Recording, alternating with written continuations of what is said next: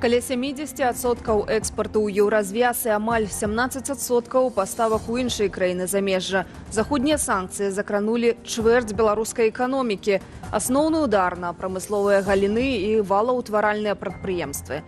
Гэткую справаздачу зрабілі ў інстытуце Міністэрства эканомікі Беларусі ў эфіры «Аб'ектыў». З вами Юлія Лабанова. Вітаю і сёння ў выданні. З кішэняў падаткаплатнікаў на рахунак стратных прадпрыемстваў. Крэдытныя пазыкі двух цэментных заводаў закрыюць са сродкаў дзяржаўнага бюджэту. Это два тех самых мегапроекта, которые модернизация 2006, да, которая якобы успешная, которая благополучно закончена и которая до сих пор непонятно во сколько нам обошлась. Амбасада Беларусі з'явіцца ў Ватыкане. Навошта Лукашенко выбудоўвае дыпламатычныя стасункі са святым тронам. Долгий час режим пакутаваў адкрыццё легітымнасці і адкрыццё новай амбасады з такім, в прынцыпе, стратэгічным партнёрам, як Ватыкан, яно выглядае досыць лагічна. Каталікі і пратэстанты рыхтуюцца сустрэць Раство, якія беларускія стравы згатаваць на святочны стол. Самая традыцыйная калядная страва бадай што куця, то бок яе ставілі на стол у любой хаце, а далей ўжо якая фантазія ў гаспадыні ёсць і на што яна прыдатная. Пазычалі вытворцы цэменту. Плаціць жа крэдытныя адсоткі будуць з дзяржаўнага бюджэту, то бок з падаткаў беларусаў. Пастанову наконт такой дапамогі беларускаму цэментнаму заводу і крычаў цэмента шыферу прыняў урад. Чаму прадпрыемствы не акупаюцца, нягледзячы на працяглую мадэрнізацыю і быццам бы рост экспарту прадукцыі, Юлія Тяльпук. Увесь год беларуская цэментная кампанія змагалася за зніжэнне сабекошту вытворчасці цэменту. Постоянно ведется модернизация.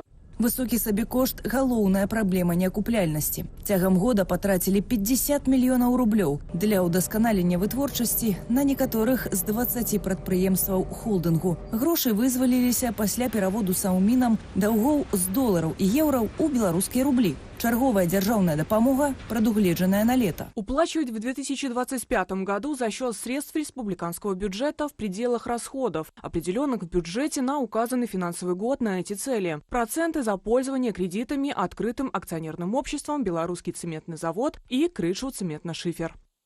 Кредитные долги БЦК у рублях выплаченные на 9%. У лістападзе яны складалі разам амаль 41 мільён рублёў. Доўг у доларах, крычаў цэмента шыферу, перад Беларусбанкам скараціўся цягам 12 гадоў на 14%. Рублёвыя пазыкі будуць выплачваць паводле поўнай стаўкі рэфінансавання, а валютныя крэдыты паводле стаўкі рэфінансавання не больш чым на 7% гадавых і ў рублях, а адсоткі пакрые бюджэт. Укідванне грошай у цэмент пачалося ў 2006 годзе. Пра пачатак мадэрнізацыі узгадвае беларускі расследовальніцкі центр. Под это привлекли китайские связанные кредиты, но строительство затянулось, подорожало в 2 раза, а цены на цемент за это время упали. З 2006 по 2011 год у мадэрнізацыю 3 заводаў, трэці краснасельскі, уклалі $1 200 мільёнаў, але не выйшлі на планавыя 10 мільёнаў тоннаў цэменту на год. Аб'ём вытворчасці за 11 сёлетніх месяцаў удвая меньше. Надо внимательно смотреть рынок и себестоимость, да, потому что если что-то достаточно дорого, а вы собираетесь бросить на рынок тройной объем чего-то, будьте готовы к тому, что цены собьются на одних даже вербальных интервенциях. Высокая себестоимость, неподходящие технологии и избыточные мощности. Не прызнаўшы правалу першай, рэжым плануе чарговую мадэрнізацыю ў галіне, каб павялічыць экспарт. Пры тым, што асноўны для БЦК і крычаў цэмента-шыферу расійскі рынак прасеў праз скарачэнне жыллёвага будавання і падзення эканомікі агулам. Беларускі рынак, на які працуе краснасельск будматэрыялы, перанасычаны. Получается, что по прошлому году цементная отрасль была убыточная, убытки выросли фактически вдвое и превысили 200 миллионов рублей. Вот. Долги за прошлую модернизацию так и остались невозвращенными. Закрывать заводы ніхто не збіраецца. Кіраўнікі перыядычна атрымліваюць дзяржаўныя ўзнагароды і штогод маюць падтрыманне. Уверен, что коллектив предприятий в дальнейшем приложит все усилия для выполнения приоритетных государственных задач, несет свой достойный вклад в социально-экономическое развитие региона и Республики Беларусь. Падобны ўнёсак робіць яшчэ адна стратная галіна – дрэваапрацоўчая. Толькі афіцыйна названая сума мадэрнізацыі там складае 4 мільярды рублёў. Юлія Цяльпук, Белсат. Сярэдні намінальны заробак у Беларусі ў лістападзе знізіўся. Паводле лічбаў Белстату, працаўнікі не далічыліся больш як 30 рублёў у параўнанні з кастрычнікам. Гэтак сярэдні заробак у лістападзе склаў амаль 2332 рублі. Пасля сплаты падаткаў ды ўнёску ў фонд сацыяльнай абароны насельніцтва працаўнік атрымліваў на рукі крыху больш за 2000 рублёў. З улікам інфляцыі ў параўнанні з леташнім лістападам аплата труда вырасла амаль на 12%. Традыцыйна самы высокі заробак у Менску болей за 3000 рублёў, найгоршы паказнік сярод рэгіёнаў у Магілёўскай вобласці. Там узнагароджанне за працу не дацягвае да 1960 рублёў. У кастрычніку перад гэтым быў рост на 49,5 рублёў. У верасні перад гэтым было змяншэнне. Было змяншэнне на 27 рублёў. У жніўні было змяншэнне на 13 рублёў. Ну, то бок яно уверх-уніз так ідзе. На кароткатэрміновай перспектыве я б сказаў, што тут складана з гэтага рабіць нейкія такія глобальныя высновы. Вось, ну, факт у тым, што за год яна падвысілася, здаецца, на 11%. Гэта, ў прынцыпе, столькі ж, колькі было ў мінулым годзе, наколькі я разумею. То бок, ну, такі, можна гэта было б, гэта, напэўна, назавуць стабільным ростам, але ў цяперашніх умовах гэта, канечне, ўсё роўна такое, ну, барацьба за выжыванне, ну, пакуль што яна атрымліваецца. Абараніць дзяцей ад экстрэмізму і гомасексуалізму, а яшчэ абавязаць паважаць дзяржаўныя сімвалы ды дзяржаўную ідэалогію. Выкананне гэтых, сярод іншага мэтаў, мусіць забяспечыць абноўлены закон аб правах дзіцяці. Законапраект разглядае цяпер Палата прадстаўнікоў. Падрабязней пра змены і тое, чаго ад іх чакаць, Аліна Скрабунова. Паважаць дзяржаўныя сімвалы і захоўваць гістарычную памяць. Абавяжуць дзяцей паводле новага заканадаўства. Адпаведныя праўкі ў закон о правах дзіцяці разглядае Палата прадстаўнікоў. Эти изменения в законодательстве говорят только об одном, да, что власть пытается контролировать все процессы, связанные с мышлением в стране. И эта ситуация доходит уже до детей, до образования, до школы. И фактически происходит такое переворачивание. Калі закон прымуць, то новыя абавязкі з'явяцца ў бацькоў. Ім трэба будзе забяспечыць абарону дзяцей ад інфармацыі, што распаўсюджваецца ў інтэрнэце і можа нашкодзіць дзіцячаму развіццю ды здароўю. Дапамагаць бацькам у гэтай справе мусяць дзяржаўныя органы і установы. Уже больше, чем она есть, эта идеологизация ее как бы не будет. Просто теперь официально преподавателям будут вменять обязанность контролировать, больше контролировать, да, больше бдить и больше доносить. Да? То есть и фактически закрепляется законодательно вот то, что раньше и так делалось. Барацьба з экстрэмізмам са школы – адзін з галоўных кірункаў зменаў у заканадаўства. У новым законе прапісана, што з дзецьмі не змогуць працаваць асобы, якія маюць выракі паводле экстрэмісцкіх артыкулаў. Парушая международные документы о правах человека, прямая дискриминация, позбавление права на труд по прыкмеце палітычных поглядаў, бо відавочна, што артыкулы экстрэмісцкія выкарыстоўваюцца беларускімі ўладамі для палітычнага пераследу. Бярэ законапраект пад кантроль і права дзяцей на ўдзел у грамадскіх і моладзевых аб'яднаннях. Дазваляецца ўваходзіць толькі ў тыя арганізацыі, што афіцыйна не маюць экстрэмісцкага і тэрарыстычнага характару. Товарищ президент, мы не подведем! С Магары!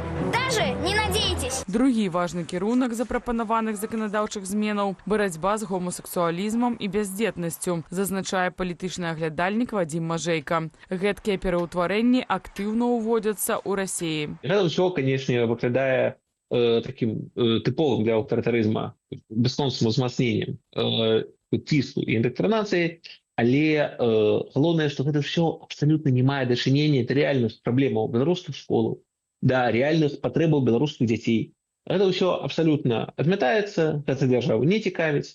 Цікавіць ідэалагізацыя, пашырэнне лукашызму. Дзеля гэтага ў законе прадугледзелі, каб з маленства беларусы выяўлялі сацыяльную адказнасць і клопат за развіццё дзяржавы. Аднак якім чынам будуць ажыццяўляцца гэтыя захады ў праекце не канкрэтызуецца, што на думку Вадзіма Мажэйкі можа весці да самавольных трактаванняў і ў выніку да ўзмацнення ціску як на дзяцей, так і на іхныя сем'і. Аліна Скрабунова, Белсат.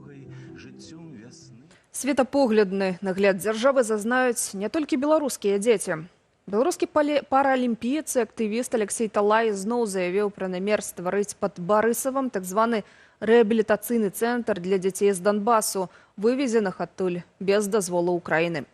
Адметна, што фінансаванне Талаю нібы абяцалі ўлады расійскіх рэгіёнаў.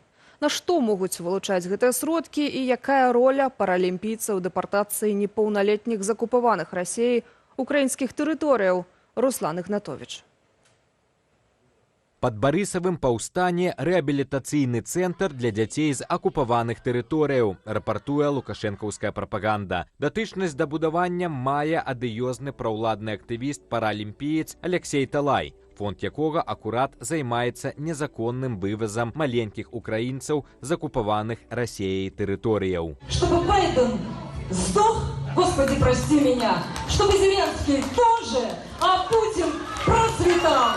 Сёлета кадры з будоўлі траплялі ў адкрыты доступ. На іх відаць, як дзеці, у тым ліку з калецтвамі, працуюць на аднаўленне сядзібы Раманавых пад Барысавым. Акурат тут і будуюць той самы цэнтр. Паводле намесніка кіраўніцы аб'яднанага пераходнага кабінету і лідара НАУ Паўла Латушкі, пад дабрачынным праектам хаваюць сапраўдную мэту – індактрынацыю і перафарматаванне светапогляду украінскіх дзяцей. Народное антыкрызіснае ўправленне працягвае збор і перадачу у офіс прокурора Міжнароднага крымінальнага суда матэрыялаў, звязаных з незаконным вывазам украінскіх дзяцей на тэрыторыю Беларусі, з акупаваных тэрыторый, перадусім гэта дзеці-сіроты, і іх індактрынацыі. Калі над імі працуюць, каб змяніць іх погляд, стаўленне да сваёй бацькаўшчыны, да сваёй радзімы, да Украіны, грамадзянамі якой яны з'яўляюцца. За сваю дзейнасць на акупаваных тэрыторыях Украіны, у тым ліку за непасрэдныя паездкі на Донбас і супрацу з акупацыйнымі адміністрацыямі, Алексей Талай залучаны ў санкцыйныя спісы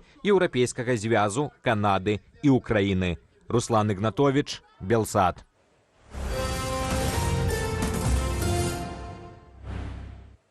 Першага студзеня Літва ўводзіць новыя санкцыі супраць Беларусі. Пад абмежаванне трапяць тавары падвойнага прызначэння, сярод якіх цэнтрыфугі, фільтрацыйныя апараты, дэталі транспартных сродкаў, а таксама дарожныя трактары ды іншыя віды прадукцыі.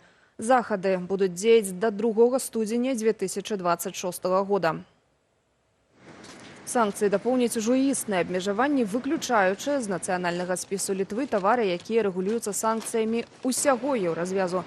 Узмацненне кантролю за транзітам прадукцыі падвойнага прызначэння пачалося летась, што значна скараціла пералік таго, што беларусы могуць увозіць у нашу краіну. Паводле Белстату, цяпер нашыя суайчыннікі найчасцей прывозяць з краінаў еўразвязу смартфоны і камп'ютары, бытавую тэхніку, электраінструменты, тэлевізары і парфуму. Гэтыя тавары нашыя суайчыннікі набываюць пераважна ў Польшчы і Літве. Яшчэ больш інфармацыі ў нашым тэлеграм-канале. Каб яго наведаць, дастаткова навесці камеру тэлефона на QR-код на экране і перайсці па спасылцы. Калі для вас гэта бяспечна і вы не ў Беларусі, падпісвайцеся і заставайцеся ў курсе актуальных навінаў. Таксама чытайце нашу інтэрнэт-старонку belsat.eu. Пры той жа ўмове бяспека перадусім. Дзякую, што вы з намі. На мяжы Беларусі і еўразвязу зноў неспакойна. Мігранты з тэрыторыі нашай краіны намагаліся пераплыць Свіслач ды кідалі петарды ў бок працаўнікоў польскай памежнай службы. Пры гэтым у сувязі з магчымым павелічэннем колькасці мігрантаў Беларусь атрымае міжнародную тэхнічную дапамогу. Урад у Беларусі ухваліў праект тэхнічнай дапамогі для ўмацавання патэнцыялу дзяржаўнага памежнага камітэту. Гэтая ж установа забяспечыць каардынацыю і эфектыўны кантроль рэалізацыі праекту. Хто менавіта здзяйсняе падтрыманне, ва ўрадавай пастанове не ўдакладняецца. До 2020-го сродкі на ўладкаванне мяжы з боку Беларусі даваў Еўразвяз. Гэтак толькі на тэрмінал Казловічы-2 выдаткавалі 16 мільёнаў еўраў. За грошы еўрапейскага звязу рэканструявалі і пераходы Казловічы, Каменны Лог ды Варшаўскі мост. Правялі дэмаркацыю беларуска-літоўскай мяжы. Там жа праклалі оптавалаконную сувязь за амаль 7 мільёнаў еўра. Акрамя таго, у 2019 годзе на ўзмацненне абароны беларускай мяжы ад незаконнага перавозу зброі і боепрыпасаў Нямецчына вылучыла 1,5 мільёна еўраў. Пасля распачатага Лукашэнкам у адказ на санкцыі міграцыйнага крызісу фінансавае падтрыманне спынілі. У нацыянальнага аэрапорту Менск новы генеральны дырэктар. Ім стаў Уладзімір Чаравухін, які раней узначальваў гомельскі філіял Белаэранавігацыі. Летась Чаравухіна залучылі ў санкцыйны спіс Еўразвязу за тое, што гомельскі аэрапорт выкарыстоўваўся расійскай авіяцыяй для агрэсіі супраць Украіны.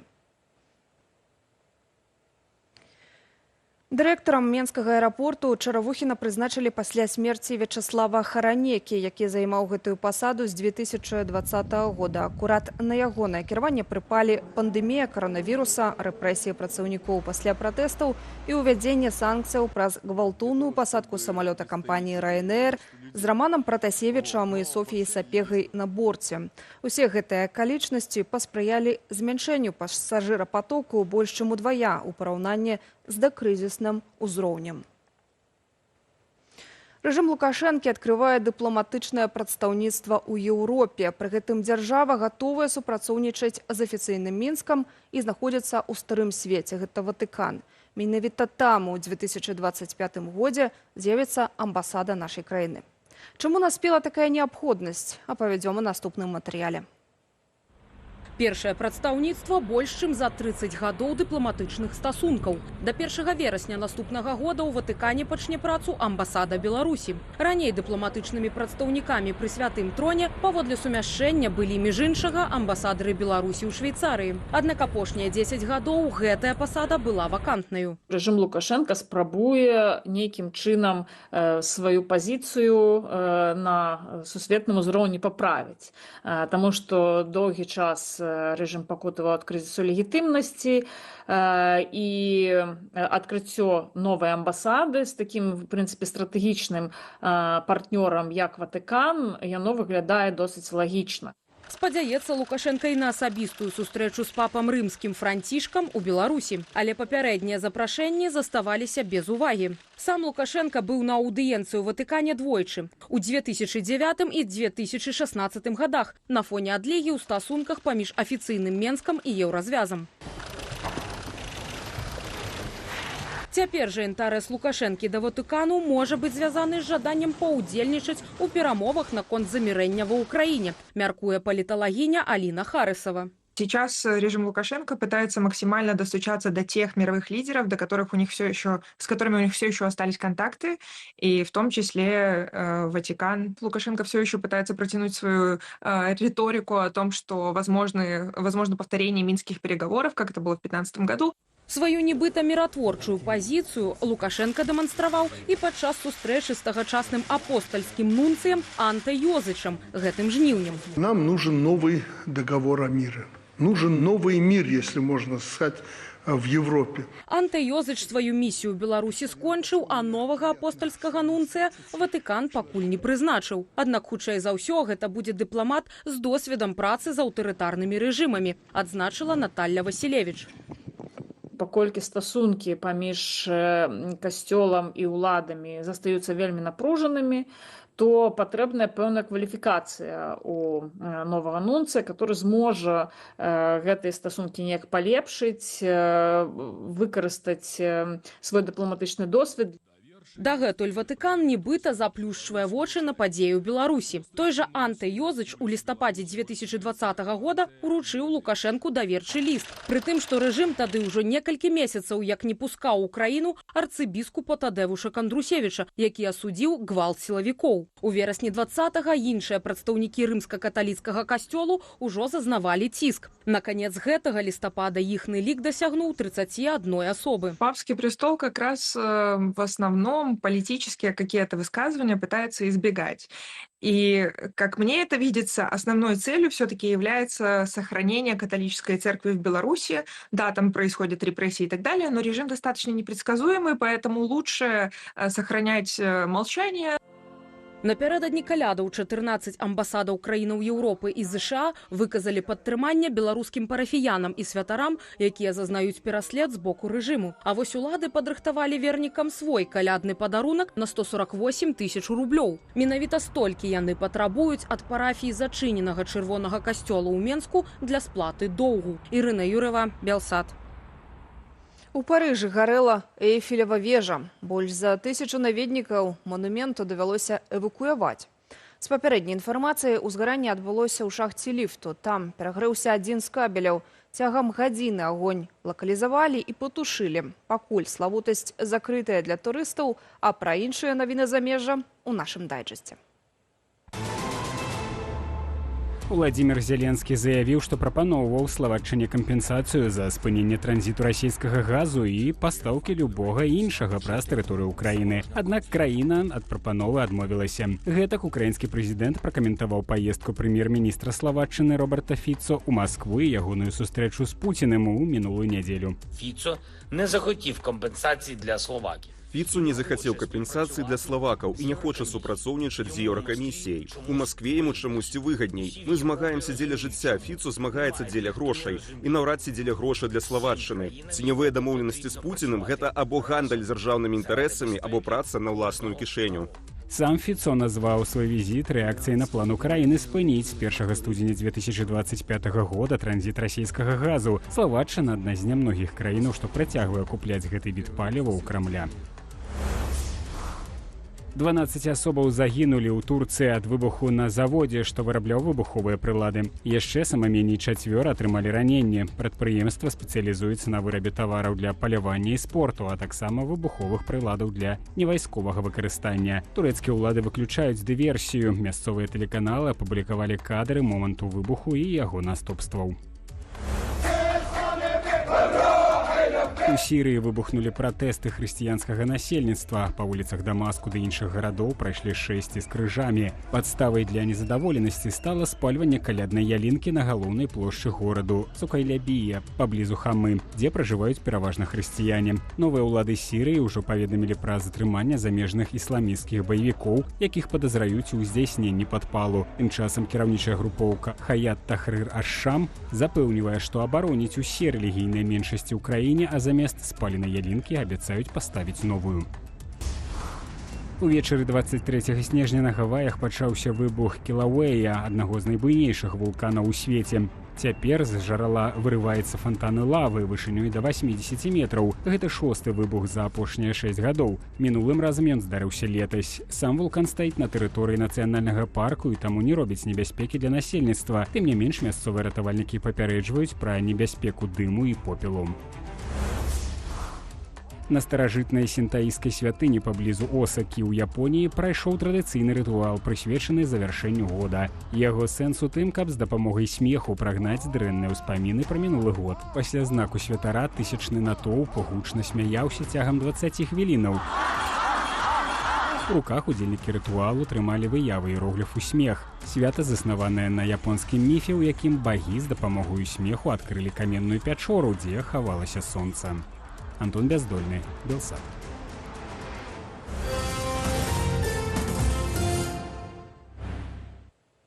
Гісторыю Беларусі можна вывучаць у інтэрнэце, прычым і замежнікам. Запрацаваў новы партал па-беларуску, а таксама на англійскай ды польскай мовах. Праект паўстаў у межах ініцыятывы «Новая Беларусь» пры дапамозе фонду Тутака і добраахвотных падатковых адлічэнняў беларусаў Літвы і Польшчы.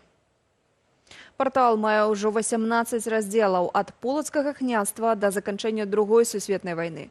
Ілюстрацыі да матэрыялаў аздобленыя 3D-мадэлямі, створанымі на падставе чарцяжоў і гістарычных звестак. Іх можна пабачыць праз камеру на смартфоне або планшеце ў рэальным асяроддзі. Інфармацыя падаецца ў форме даступнай і зразумелай для дзяцей дзякуючы штучнаму інтэлекту. Сваімі ўражаннямі з Белсатам падзяліўся кіраўнік фонду Тутака Павел Станкевич. Ja nawet wczoraj ze swoim synem hulał, prosto jeszcze testował staronku i my właśnie ukluczyli te 3D modeli u naszej rzeczywistości pokoju. Prosto my postawili Sofijski Sobor u nas na tumbeczce. No i ja baczę, jak małość prosto zachapił się, że on może właśnie trzymaючи telefon, aby ści wieść sobor z każdego boku. I ja baczę, że Вось тут новая Беларусі пашанцавала з ідэяй, што рэальна такія новыя тэхналагічныя рэчы яны могуць захапліць і гэтым самым уцягнуць самых малодшых. Хрысціяне ўсяго свету, што прытрымліваюцца грыгарыянскага календара, адзначаюць святы вечар. У дамах беларусаў у радасным чаканні калядаў традыцыйна накрываюць святочны стол. Галоўная страва на ім – куцця, а вось астатнія прысмакі могуць стацца месцам для эксперыментаў. Разам са знаўцай беларускай кухні Марыяй Грыц гатуем старадаўнюю беларускую страву – яблычны сыр. Самая традыцыйная калядная страва бадай што куцця, то бок яе ставілі на стол у любой хаце. А далей ужо якая фантазія ў гаспадыні ёсць і на што яна прыдатная.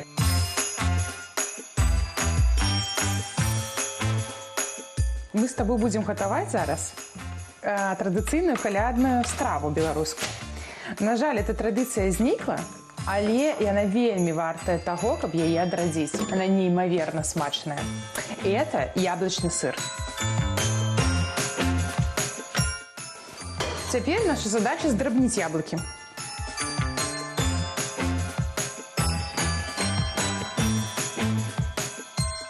Теперь мы ставим вот эти перетертые яблоки на огонь, не на великий, каб не пырскало. И агулам эта справа может занимать каля 5 гадзін, то бок это не то, что хутенько вы зарабила и готовое. Часцей за все такі сыр солодкі. Туды дадаюцца грэцкія гарэхі, цынамон, гваздзікі, дадаецца мёд альбо цукар, але яшчэ гэты сыр рабілі як закуску, таму гэтым разам мы будзем рабіць солью і папрыкай і чесныком. Першую гадзіну трэба мала яго мешаць, там можа літаральна раз на хвілін 15-20, каб ён не прыгараў. А под конец, апошнюю гадзіну я прям стою и вот так вот его мешаю, каб ён не прыгарэў нідзе. Варыць яго трэба да такога стану моцнай кашы. Ён застывае цягам сутак, яго потым падсушваюць. І на хаця бы 10 дзён у лядоўню. І вось такім ён атрымліваецца. Можна на лусты, можна пафантазіраваць з формай неяк. Я ў звычайнай хлебнай форме яго раблю. И вот вам прекрасная страва на калядный стол.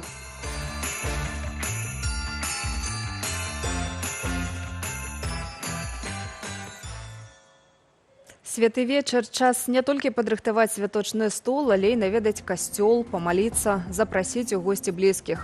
Усіх, хто святкуе раство паводле грыгарыянскага календара, віншую. Зычу спакою ды радасці кожнай сям'і. Выданне аб'ектыву на гэтым падышло да завяршэння, але праз імгненне Белсат Зум. Сергей Падсасонны паразмаўляў з палітыкам Паўлам Латушкам пра інфармацыю, распаўсюджаную ў расійскіх пабліках, пра рыхтаванне дзяржаўнага перавароту перад прэзідэнцкімі выбарамі ў Беларусі. Прыемнага прагляду і заставайцеся з Белсатам.